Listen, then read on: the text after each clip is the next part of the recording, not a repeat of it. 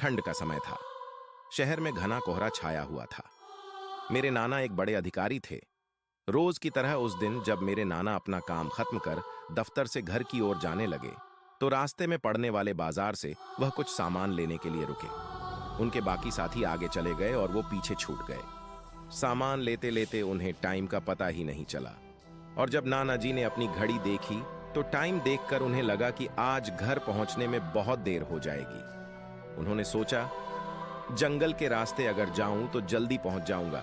इसीलिए उन्होंने जंगल की ओर गाड़ी घुमा ली। काफी अंधेरा हो गया था। नाना जी तेज गति के साथ गाड़ी चला रहे थे, लेकिन उनकी गाड़ी के एक आगे एक औरत आ गई। उन्हें झटके से ब्रेक मारनी पड़ी। जो औरत गाड़ी के सामने आई थी वह तेज तेज रो रही थी।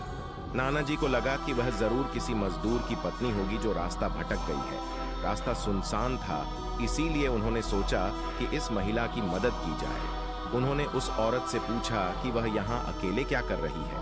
उसने कोई जवाब नहीं दिया और जोर जोर से रोने लगी। ऐसा लग रहा था मानो सारा जंगल उसकी आवाज से गूंज रहा हो। नाना जी ने पूछा कि उसका घर कहाँ है, तो भी वह कुछ ना बोली। नाना जी ने उसे बोला कि तुम मेरे साथ मेरे घर चलो, सुबह तुम्हें तुम्हारे घर छोड़ दूंगा।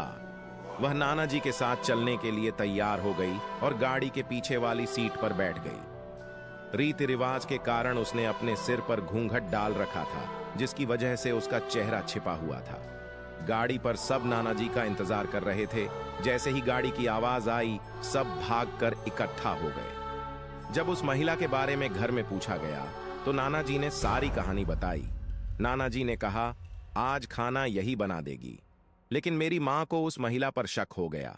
उन्हें लगा कि यह कोई चोर है जो घर का सामान चुराकर भाग जाएगी। मां ने उसे रसोई में जाकर खाना बनाने को कहा। वह बिना कोई जवाब दिए वहां से चली गई। रसोई में से अजीब से आवाजें आ रही थीं। बस रसोई में सारा सामान रखवाकर मेरी मां ने उसे कहा कि सब भूखे हैं, इसीलिए जल्दी खाना बना दे। उसे रसोई में भेज तो दिया, लेकिन मां का मन अभी भी शांत नहीं हुआ। 10 मिनट बाद मां रसोई में पहुंची तो देखा अभी वह थैले में से मछलियां निकाल ही रही थीं। यह देखकर मां को गुस्सा आ गया। उन्होंने उसे बोला कि अभी तक तुमने खाना बनाना शुरू नहीं किया, कब बनेगा और कब हम खाएंगे। उस महिला का चेहरा अभी भी ढका हुआ था, इसीलिए किसी ने उसका चेहरा नहीं देखा था। माँ उसका चेहरा देखने की कोशिश करती रही, लेकिन उन्हें उसकी झलक भी दिखाई नहीं दी। माँ ने कहा, कोई जरूरत हो तो बुला लेना, लेकिन फिर भी वह कुछ नहीं बोली। उन्हें लगा कि शायद अनजान लोगों से डर रही होगी। माँ रसोई से चली गई, लेकिन जब 10 मिनट बाद वह फिर वापस आई तो रसोई का दृश्य देखकर माँ डर गई। उनके पैर जैसे वहीं जम गए। उनके गले की आवाज नहीं निकल रही थी। उन्होंने देखा वह औरत रसोई के स्लैब पर बैठकर कच्ची मछलियां खा रही है। सारी रसोई में हड्डियां और मांस के टुकड़े बिखरे पड़े हैं। उसके सिर का घूंघट भी उतरा हुआ था। उसका चेहरा बेहद खौफनाक था। बाल बहुत बड़े और नाखून एकदम काले। वह मछलियां खाने में मगन थीं, इसीलिए उसका ध्यान मां पर नहीं गया। मां भी चिल्लाई नहीं कि कहीं वह और ज्यादा खतरनाक ना हो जाए। मां ने एक थाल उठाया और वह चूल्हे में से जलता हुआ कोयला उठाकर उसकी तरफ दौड़ी। उसे आग दिखाकर घर से बाहर निकाला गया। उसकी आवाज इतनी तेज थी कि आसपास के लोगों का भी बाहर जमावड़ा लग गया। वह डायन लोगों की भीड़ को हटाते हुए जंगल की तरफ दौड़ी।